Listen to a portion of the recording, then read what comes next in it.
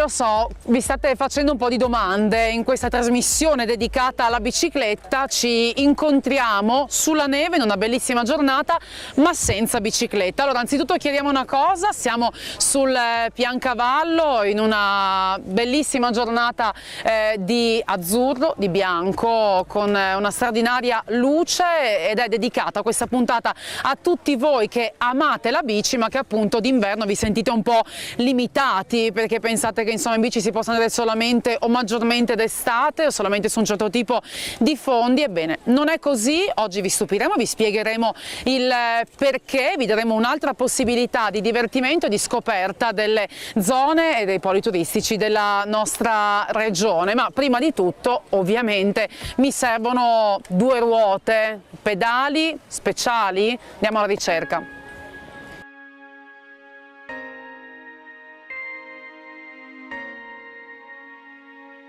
Avevo detto speciali, ma non pensavo così tanto. Buongiorno Enzo, come stai? Buongiorno a tutti. Enzo Cusi con Thomas, ciao, ben trovato. Siete i miei angeli oggi perché volevo dare una possibilità diversa e lo facciamo grazie a queste biciclette che adesso insomma si stanno vedendo sempre di più, ma che forse ancora non tutti conoscono. Fat bike, anzitutto, così si chiamano? Sì, fat bike, ruote grosse. Belle cicciotte. Con la caratteristica di galleggiare, di avere un galleggiamento sulla neve, no? E per cui permettono, sono nate 10 anni fa, e permettono di poter andare anche nella neve fresca e sono veramente divertenti.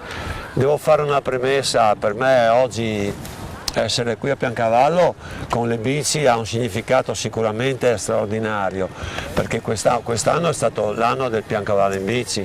Non possiamo non dimenticare la tappa straordinaria del Giro d'Italia, che ha deciso poi il Giro d'Italia, perché in quel giorno Dumoulin praticamente si prese quei minuti che gli servivano su Nibali per vincere. Rimarrà nella storia. Ecco, essere qui di nuovo sul Piancavallo nella neve con le biciclette, evviva il promotorismo che crede nelle bici, evviva questo posto.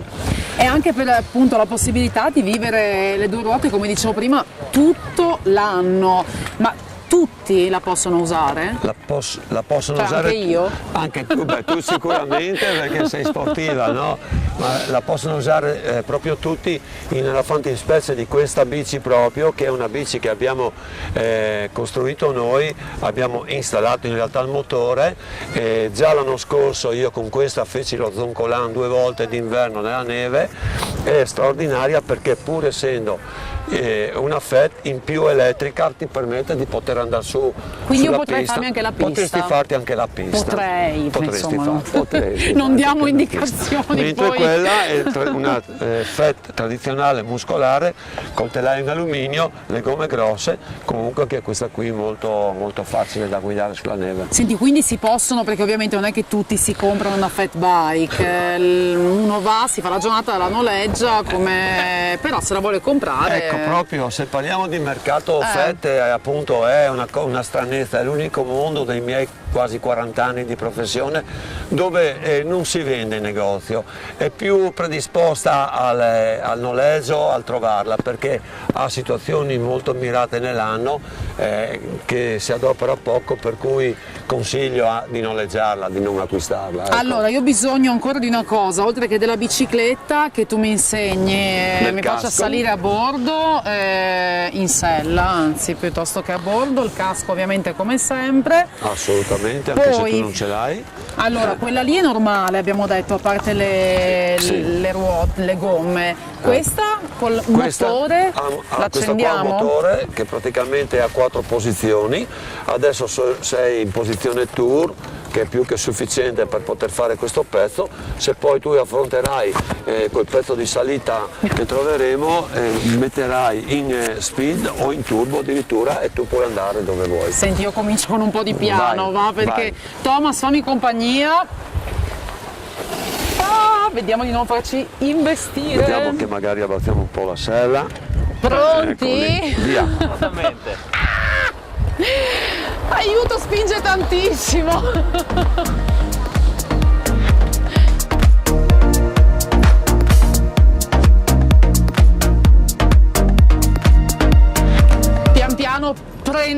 mano, i pedali più che altro.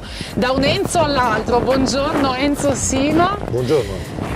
Grazie per averci accolto qua, responsabile del polo di Piancavallo, polo sciistico, ma evidentemente non solo, polo sportivo a tutto tondo, possiamo diciamo dire. Sciistico in chiave invernale, con una grossa componente sportiva e sportiva in generale nel resto dell'anno, in particolare nella stagione estiva. Ecco, insomma uno dei poli più importanti della nostra regione. Concentriamoci un attimo, visto che siamo in inverno, ovviamente su quello che può offrire a chi ci arriva sugli sci. Diciamo che oltre al classico sci alpinismo abbiamo dei percorsi per le mountain bike anche, per le biciclette, che sfrutta in chiave invernale quelle che sono le piste dedicate alle ciaspole, quindi su alcuni tratti, circa 7-8 km, è possibile transitare sia a piedi sia con questo tipo di biciclette. Poi percorsi da fondo, con una nuova pista a livello agonistico dove si svolgeranno prossimamente i campionati italiani ragazzi, della prima in assoluto per questa disciplina e questa categoria in Friuli. Un percorso per lo sci alpinismo sia in chiave estiva che in chiave notturna. Di fatto la legge prevede che non sia possibile salire sulle piste in chiave diurna. Noi abbiamo al limite di una delle piste transennato e segnalato esattamente il passaggio, e quindi permette da questa quota qui dei 1200 metri di raggiungere fino ai 4800 con un percorso dedicato, mentre una volta alla settimana in chiave notturna viene aperto questo stesso percorso e è consentito il transito che al di fuori delle ore delle riaperture impianti non sarebbe consentito.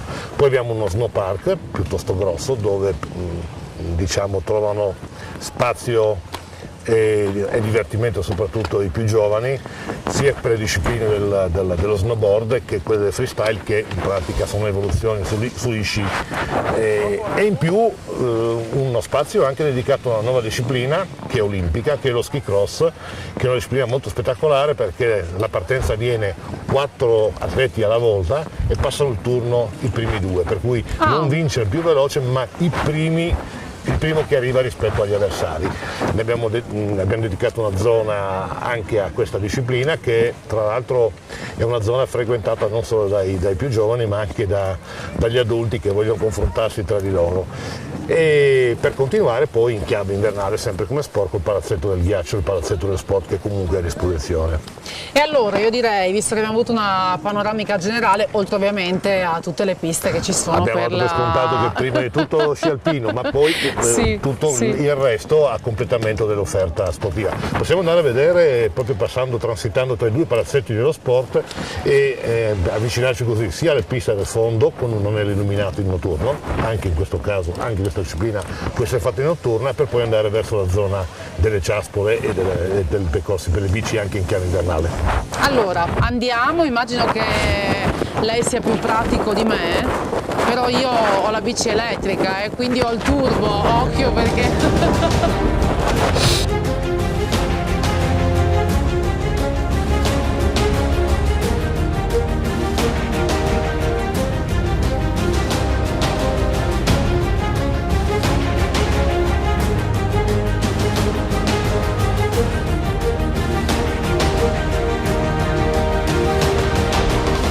Allora Enzo, noi prima quando ho provato, insomma, eravamo sulla pista sci da discesa, qua sulla pista sci da fondo, abusivi però, ma è solo un passaggio per dire appunto quello che si trova, poi vi porteremo a scoprire quello che è il percorso che via via, insomma, si apre anche con le condizioni neve, insomma, man mano che viene predisposto appositamente per queste biciclette.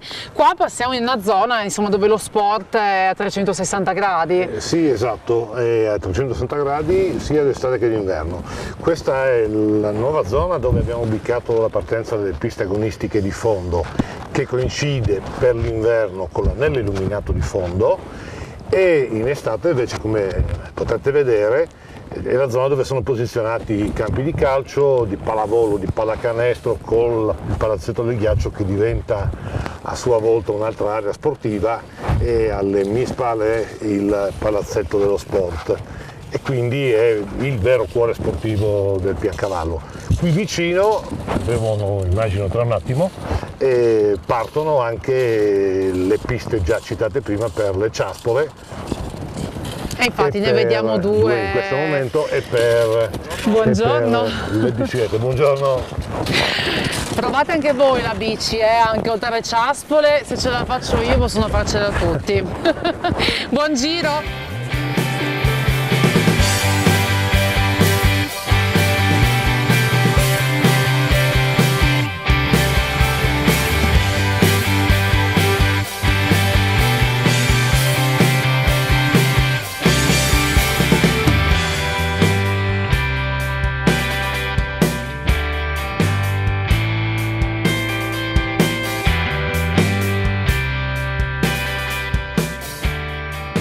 Super divertente, per nulla difficile, poi un piacere per gli occhi, soprattutto in questo punto che ci fa vedere ancora altre risorse, altre peculiarità.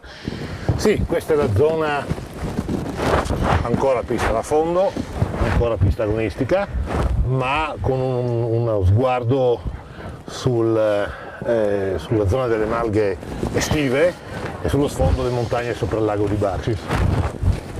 Al di là della strada che proprio da Barcis raggiunge Piancavallo, c'è tutta l'area del, diciamo, divertimento non solo sci, a partire da Nevelandia, che è un parco giochi che potremmo vedere per proprio i primi passi sulla neve, sia con gli sci sia senza, tutta la zona degli slittini è la zona dove, oltre a un anello di circa 10 km di pista da fondo, c'è già quello già citato prima del ciaspole e eventualmente anche per le bici. Quanti chilometri per il fondo in tutto quindi?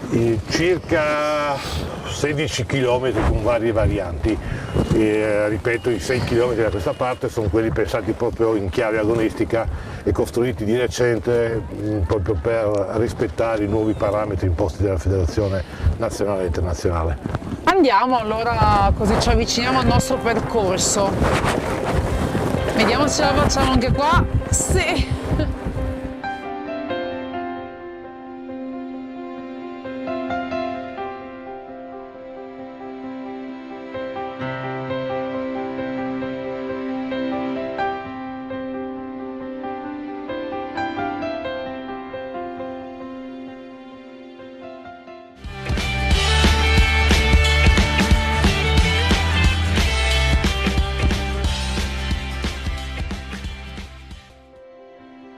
Davanti al castello, perché questo è il regno dei più piccoli, ma mi sa che si divertono anche i grandi.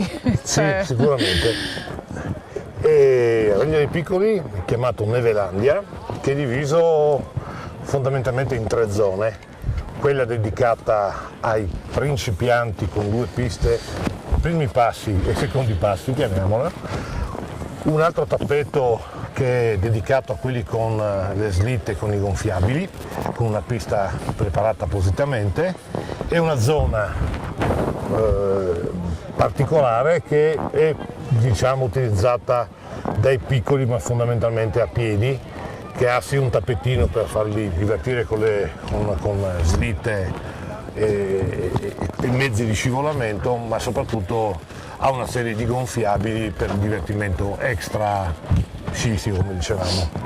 Insomma, per prendere confidenza con la neve lo si può fare davvero da piccolissimi. Sì, credo, ma poi no? L'obiettivo nostro è quello di permettere un approccio alla montagna che non passa necessariamente per lo sci. Siamo certi perché lo riscontriamo ogni giorno, che solo far conoscere la neve è un sistema per poi portare la gente in montagna, quindi questo, diciamo, è una porta d'ingresso alla montagna in generale. Poi chi preferisce continuare con le ciaspole, chi vuole fare fondi, chi vorrà fare sci alpino, è una scelta legata al carattere o agli obiettivi o ai piaceri di ognuno. Qui è un modo per entrare a contatto con la neve e con la montagna. E poi le possibilità, come stiamo vedendo, ci sono tutte, perché credo che questo sia quello che richiede anche il gusto di oggi della gente, il fatto di provare diverse esperienze. Magari una volta si andava a fare tutta la giornata sugli sci, adesso invece È si talmente vuole... vero quello che dici che noi proponiamo, ad esempio nelle settimane bianche, in particolare per le scuole, proprio un pacchetto multisport dove i ragazzi hanno la possibilità di provare le varie discipline, un giorno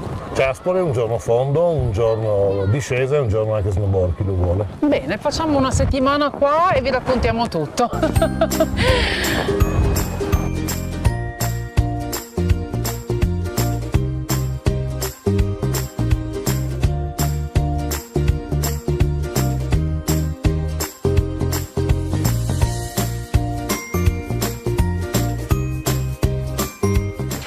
Allora, la mia avventura sta per cominciare, le indicazioni le ho avute tutte, grazie a Enzo Sima per avermi raccontato, pian cavallo, insomma almeno un assaggio di tutto quello che si può fare, ma appunto a Salute e Bici andiamo in bici e ora da qui si dirama proprio il percorso per le ciaspole e per le fat bike, per anche un 7-8 km, quanto? Sì, esattamente, l'anello più grande è di 7-8 km, ma c'è una deviazione intermedia per quelli che vogliono faticare di meno.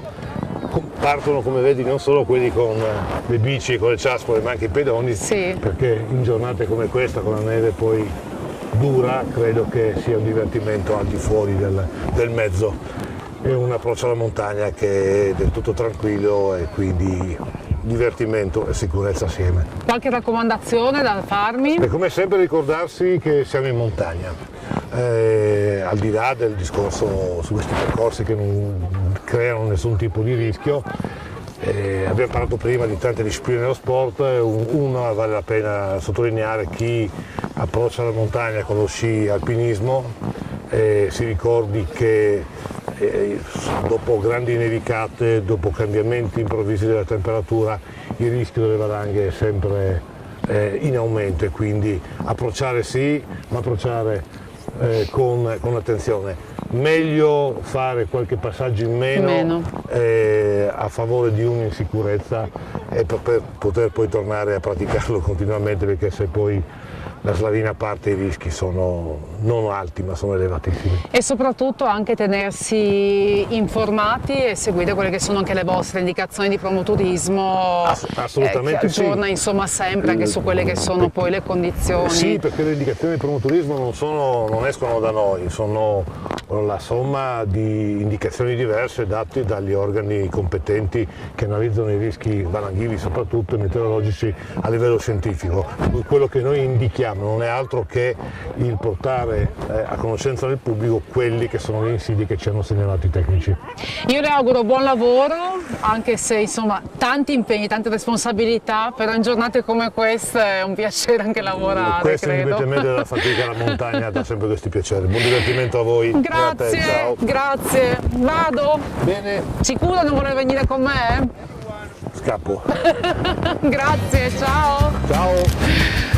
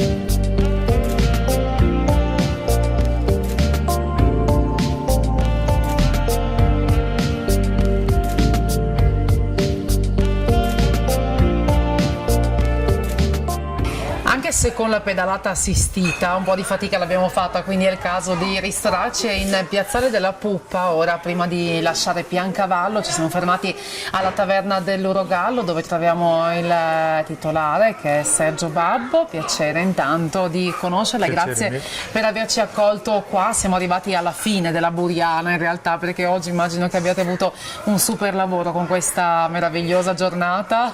Per fortuna. Direi di sì. E allora partirei da una curiosità, perché proprio insomma non molto tempo fa si è parlato di voi in relazione alla pittina, perché un piatto che voi avete preparato con la pittina ha avuto un premio, giusto?